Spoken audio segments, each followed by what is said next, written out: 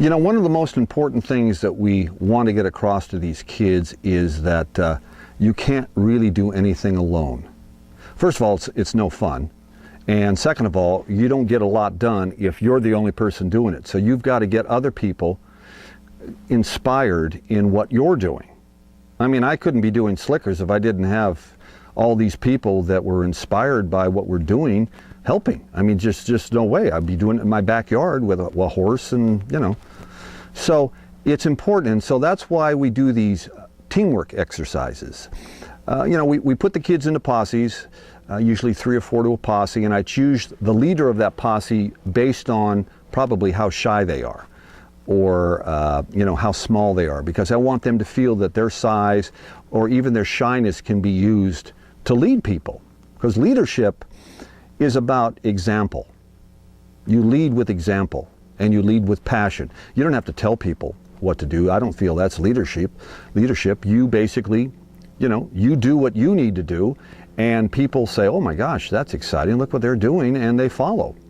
So these teamwork exercises are great, and we have a posse who basically decides what we're going to do. Now we have a round pen, a bunch of panels that we put together, and you can shape it in a round pen or you can shape it in a square, and the kids decide on what shape it's going to be, right? So you got 9 or 10 panels, and they basically construct this whole thing.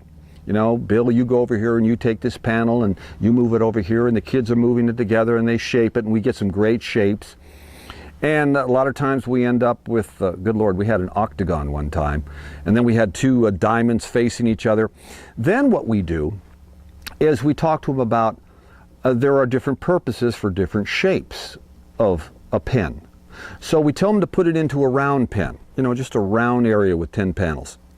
And we bring a horse into that area, and we show them that the horse can move freely around in that round pen, doesn't get stuck with a corner or anything. And then we talk to them about what we do in order to work with a horse. And that is to, you know, we want to get that horse paying attention to us.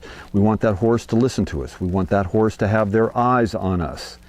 And actually, that's really an analogy of what we want to do with them. We want them to listen to us. We want to get one eye. We want to get one ear.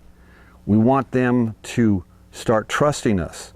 And we do that by just the different things that we interact with them. And we interact with this and we interact with that, and you see, okay, now they're listening to us a little bit more. Oh, they're involved a little bit more here. And as the day progresses, we find that we have both eyes and we have their 2 ears. And now we're all kind of just moving together as a unit. You ever seen a flock of birds? You know, it seems like there's one leader in there or a school of fish, and they just kind of go all over the place like this. That's what happens at the end of the day. All of us together, the adults, the volunteers, the wranglers, the slickers, we're all kind of moving as a unit now. And we're all kind of thinking about it, and we're all kind of present in the moment. Being present in the moment is so powerful, to be able to be there doing something while you're doing it, as opposed to having your attention, you know, on something else. Your attention's all focused, all right there, focused on what you're doing. That's power.